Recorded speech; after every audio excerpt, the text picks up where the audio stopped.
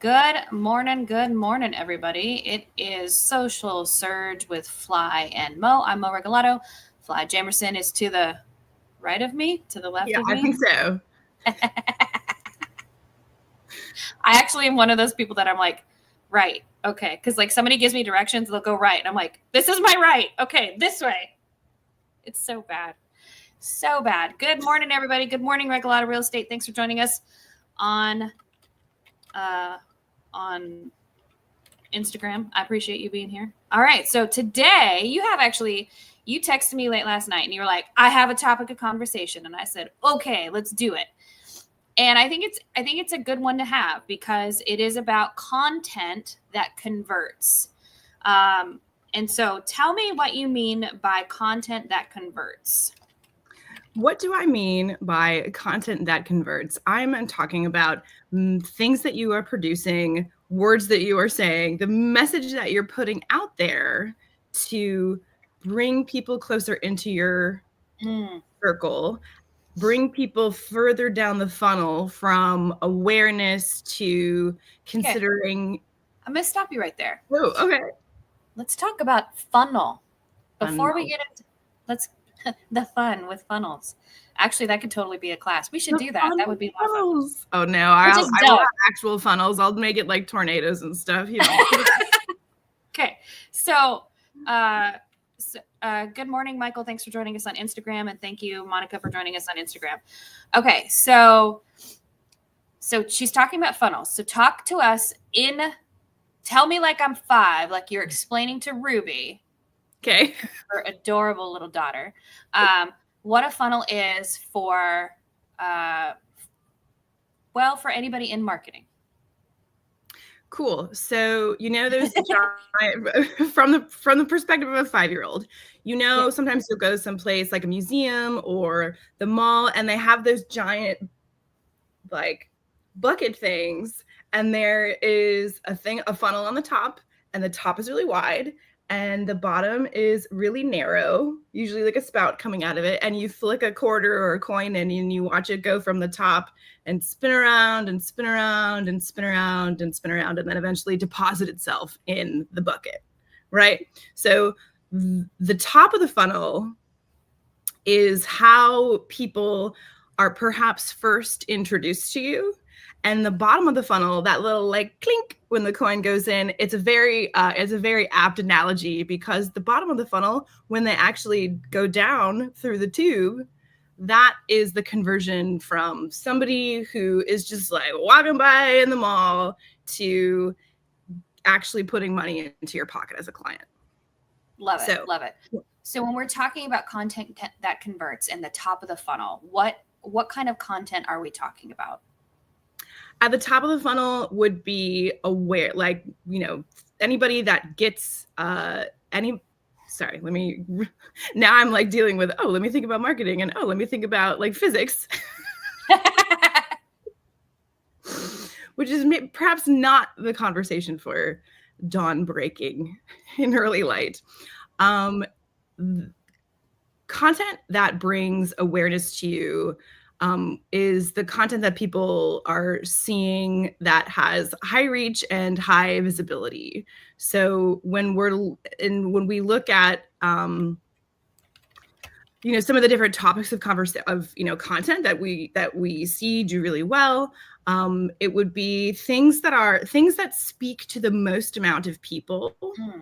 Things that could be relatable to the most amount of people, because even if you have like a very particular niche that you're working with, there are so many people on social media who could get value out of what you're saying, right? So, so when we get further and further down, you're essentially like, you can think of that analogy as like gravity, right? You're pulling people closer and closer in to getting value out of what you actually can do for them. So yeah, so when we're talking about top of funnel, when we're talking about bringing your people in, we're talking about brand awareness, right? Top of mind awareness. We're talking about value proposition. We're talking about pieces of content that get them to be aware of who you are and and what it is that you do, what you stand for, what you represent.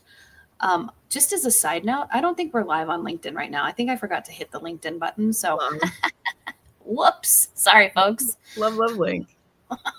I'm like, are we live? So that's what I've been sitting here trying to type furiously, trying to figure out where we're at. And I'm almost afraid to hit buttons because if I do and it doesn't go, yeah, I didn't hit LinkedIn. Let's see if we can do this now. Hey, I think we might be going live on LinkedIn now. Whoops. Look real quick. Hey, friends, if you're just joining us on LinkedIn because Mo forgot to tap the button, good morning. We are talking about content that converts and what a funnel actually is. So a funnel is awareness. It brings people into your world. It gives them awareness of you. And then as you bring them through the funnel, then that's where the content converts. Now, conversion can be different for a lot of people. It could be a phone call where you get a deal. It could be a potential new relationship. It could also just be somebody who gets dropped into your CRM through a free download, through something that you can provide of value that they're going to download and they're going to get into your marketing ecosystem. I always talk about the ecosystem because it's not, and I say this a lot, your marketing strategy is not just social media. Let me say that again. Social media cannot be your entire marketing strategy, okay? There has to be other components to it. Those other components are email marketing as well as your website. Everything works together, and you should be pushing across all platforms, email, website, and social, to be getting those emails into your CRM. That's what you want to do. You want to grow that CRM. Your money is in your CRM. And if I have to explain what a CRM is, that's another whole other topic of conversation, because there's, as I think as Beth Azer says, like, what's the best CRM? The one you actually use. Yes. Like, you can do research on all types of CRMs, and if you're not actually using one, then it's not going to benefit you. And because, and I'm going off on a tangent about CRM. So let me get back to the content that converts. So you want to bring people into your world through your content. That content is either value driven. It is something that is explaining about your business, or it's just something that's a little bit more personal. Like, and that's okay on social. You can do that without being so outlandish that you're having your own reality TV series, right? So, and go ahead. And that top of funnel content, that awareness content, that content that gets really high reach and high visibility tends to speak to a wider audience, even if it doesn't necessarily get that last little clink down from the top of the funnel of somebody getting into, getting directly into a client relationship with you.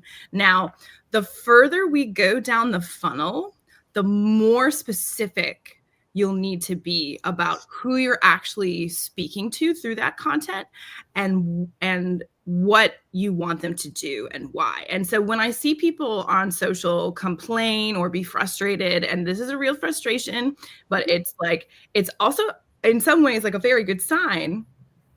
People get frustrated that when they do write very, much more niche specific content, or content that would really only matter to people who would be their client and not, not wanting to work with, some other person or service, that content is not going to have the same kind of metrics as that top of funnel content that builds awareness, right? You kind of think about it as that, that first top of funnel is like casting the widest net. And then the farther down you go, there are going to be less and less people. If you're an office broker, somebody who is looking for industrial space, like, isn't necessarily going to be engaging with your content on the same level as somebody who is actually fits the demographic or the persona or, all of the specs of the people that you're trying to serve. And so you have to have a good mix of both, because if you're speaking to everybody at the top all the time, you're actually speaking to no one. But right. If you don't, kind of close down in that that funnel. Gosh, I was looking for another word and there wasn't one. The farther down you get, the content that converts is going to be speaking to an audience of one. Correct. And Absolutely. what I mean when I say an audience of one is you literally create content that is, and you can picture it however you want. When I do this, I do oftentimes like imagine a very specific person in my mind who is a person that I know, I could bring value to, that I could serve. And I produce and I write as if I was speaking directly to them. And so go ahead. Let me jump in real quick before you, because I agree with you 100%. The audience of one. This is where you have to know who your avatar is. If you don't know who you are speaking to, you're just creating content just to create content. This might be just like a no-brainer for a lot of people, but I know that when I have talked to potential clients and I ask them, who is your avatar? I need to know who your avatar is because I need to know what kind of content we need to create to attract them, right? Attract the bees to the honey. Technically, the bees make the honey, but you know what I'm saying, right? The bees to the flower. There's the analogy. It's 5:30 in the morning, okay? Okay. Just let me go with my stupid analogies. And also, good morning, Nikki, who is joining us on Instagram. So when you're talking about, Bo Barron says preach. Good morning, Bo. Thanks for joining us on LinkedIn. If you haven't identified your avatar, that is like one of the first things that you need to do. Especially in commercial real estate, like, are you talking to, like, if you're in retail, are you talking to mom and pop shops, like mom and pops who maybe they only own one retail center? Are you talking to somebody that's looking for an exit strategy out of that retail center? Are you talking to people who are looking, who are in, looking for industrial space? What are their needs and how are you addressing that? Because if you're not addressing that through your content, at some point you are speaking to no one and your content will not convert. Okay, sorry. That was my little spiel inside of there. No, that's great. And to add on a little Bo, love Bo so much, who probably doesn't even know who I am, honestly, but you've watched this podcast, right? Again, a side note. Okay. Because like him and Timmy, his brother, are fantastic. They're so amazing. They have such good stuff. Love their content. Okay.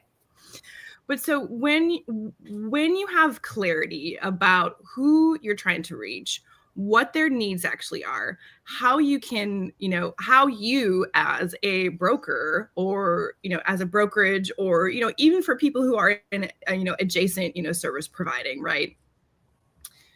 When you have that clarity about what you can do for them, and you create content that speaks directly to their needs, to their pain points, to all of, just like all of the different things that go into somebody making a decision, right? Which you already know how to have those conversations because you are having those conversations all the time.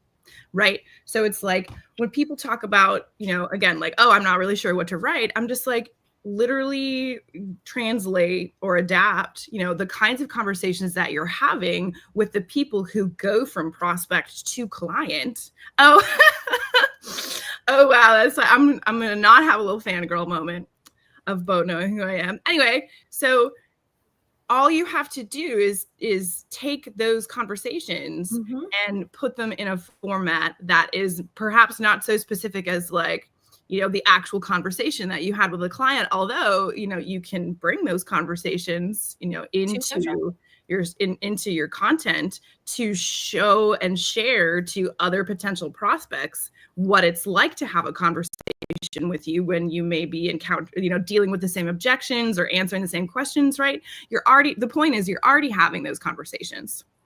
And those are the conversations that in your work offline are leading to listings, are leading to closed deals.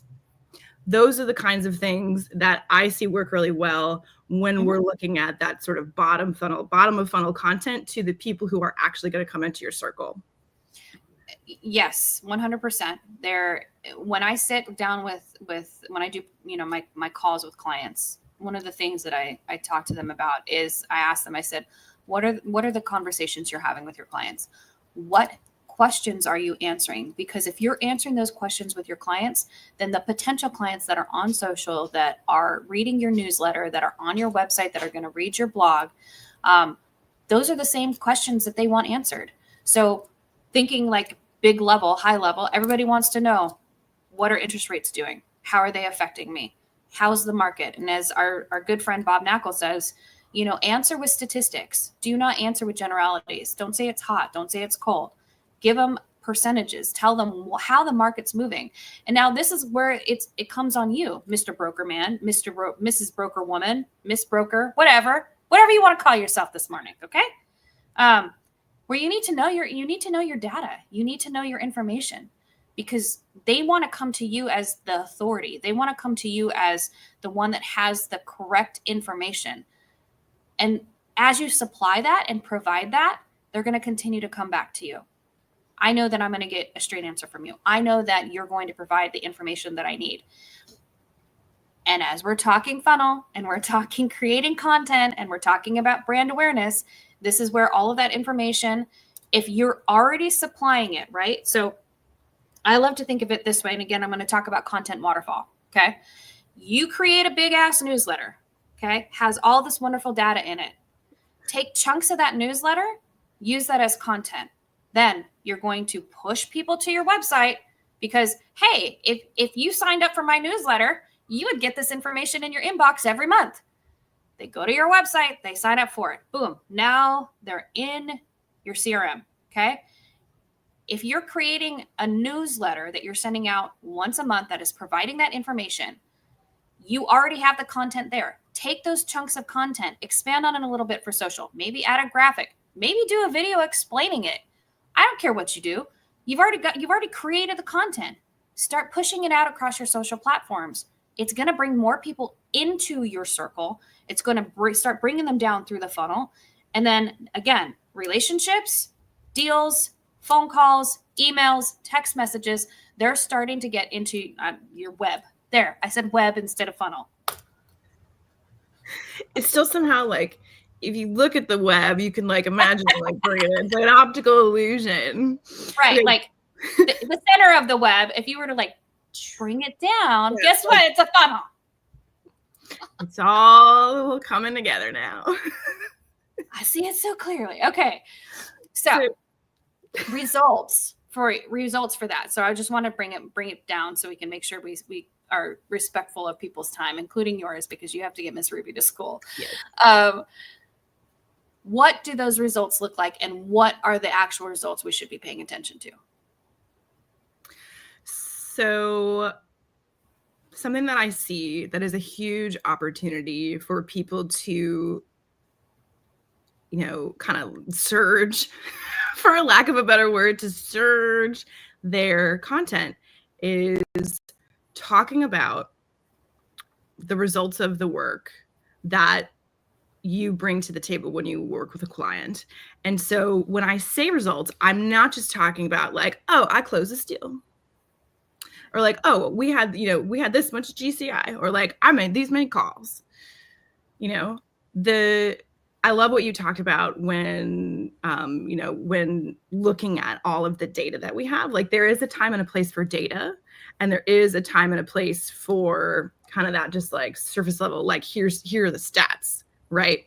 Especially, in what we've seen, BK talk about in like not using adjectives to describe the market, where adjectives in my mind have a really strong place specifically in your social media marketing content is talking about what I have heard and often referred to as the result of the result. So the superficial, not the superficial, but like the surface level result of working with a broker and listing and closing a deal is that the sale of the building has a certain dollar amount. Mm-hmm. And we are very, very focused on that in commercial real estate across the board. Like, it's got a pencil, baby. It's got to make sense. You got to make some money. It's got to work out for everybody. But here's the thing. Even in there was a crash in the other room, but I think it was just a bull. Even in a data-driven industry, and a numbers-driven industry, I've seen, a lot of big people talk about this all the time. Like, even in an industry that is really focused on numbers, people still are driven by their emotions. So when I say one of the biggest opportunities I see across the board in commercial real estate on social media is that when people are talking about the result of a sale, how is that going to bring a meaningful difference into the lives of the clients, right? Often that sale means you're reinvesting in another property. Sometimes that sale means that, some amazing growth is going on in the business. Sometimes that sale means that like someone's going to retire comfortably. And I don't see a lot of content that is painting a very clear picture in the minds and the hearts of the prospects of like, what would it actually mean to you and your life and your business and your bank account and all of the things that your bank account affects, your wealth, your longevity, your legacy, success, all of those things, right? The intangibles that come as a result of the numbers.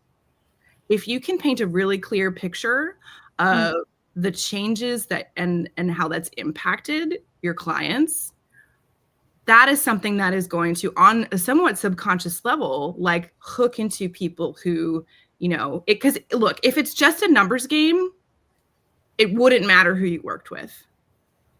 And this is a relationship business and people care about the lives of others. Right. So if it was just a numbers game, it wouldn't matter who chose what broker. It wouldn't matter if they worked with you or another person. But if you can speak directly to the kind of results that you've gotten for your clients, it's, beyond the bank account, beyond the transaction, they are just gonna they are just gonna slide right down that funnel right to you. So Bo Barron said, how do you talk about awesome results that you provide without seeming like an arrogant prick? Yeah, you make it about them. You make it about them. Absolutely. If you can share how this impacted the life of the person that you helped. Remember StoryBrand.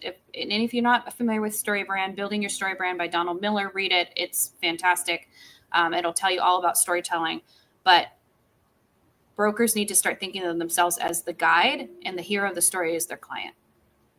What happens what's the result when the client works with you after the sale of the building, after something has happened? They feel relief. They get to retire. They're happier. All of those adjectives that we use to explain how they feel after working with you. The story is going to share how you impacted their life. And you shouldn't be afraid to share that story. Now, I understand a lot of brokers are all about like, I don't want to give away my secret sauce. Y'all doing the same damn thing. It's very true. You are all doing the same thing. There really isn't any secret sauce. It's just how consistent are you at doing what you do, right? It's the same thing with social media. How consistent are you at doing what you do? It is the story that is going to impact lives. It is the story, the result after the transaction that's going to impact your audience. So as you're creating some of these success stories, as you're sharing this information without sounding like an arrogant prick, you're going to share that information and say, hey, because this situation, we were able to do this, right? It's something that the Massimo Group does really well. It's called CART, their challenge, action, result, and testimonial. It's how you build your success stories. If you know how to do that well and can then turn it into an actual story, you're going to win. You want a good example of success stories? Look at Bob's Testimonial Tuesdays. He gives the challenge, the action, the result, and the testimonial. But you also get the backstory. You also hear about why this person came to you. What was the reason for them selling the building? What was the reason why they wanted to come and deal with you and not deal with you, but transact with you? Bo says, there is a way to frame what we do to become the secret sauce. We should do one of these. Yeah. Yeah, absolutely. Talk about the how behind it. I agree with you 100%. Nikki, real quick on Instagram says, speaking of results, a bit different, maybe contextually, but which KPI is the most relevant one to pay attention to, engagements or impressions? And what's the key difference? So impressions are the number of times that your content shows up on a screen. So, and engagements are the number of times that somebody's actively clicked like, made a comment, or reposted. So I'm going to actually answer this, and I'm going to say that it's going to be, I like to tell my clients that I can get them 10% organic reach. Organic reach is the metric of engagements and impressions together. So you're like, damn it, that's not the answer. And what that means to me is that when you talk about organic reach on all social platforms, it's like less than 3.5%. So if we can get clients 10% organic reach through their content, then we know that we're, one, outperforming the platforms, and two, we're hitting our target market. If it's better than 10% organic reach, you're doing amazing. But look at engagements and impressions together, pull that number together, and then that's where you figure out where your numbers are. Again, impressions are the number of times that your content shares comes across somebody's screen, and engagements are how many people react to that. And when you, the thing that you want is you want the two of them together, and look at both of those numbers to make sure you're hitting your target audience. So, ma'am, do you have to get going? Yes. All right. Social Surge is happening in February. We are opening it up. It's actually open right now. The link is not right there, but you can see Social Surge 25. I will put a link in this wherever it is, and you guys can join us. It is a 4-week class. It's 2 hours. It's one day. Wow. It's on Mondays. It's going to be 2 hours. We're going to be going over a bunch of stuff on how to create a good strategy, content that converts, crafting content, creating content that is meaningful to you. And Fly and I are really looking forward to doing that class, because we know that you guys are going to come away with a lot of stuff. So, all right, everybody, have a great day. Miss Fly, thank you so much for joining me, and have fun with Miss Ruby today. All right, everybody, we'll see you later.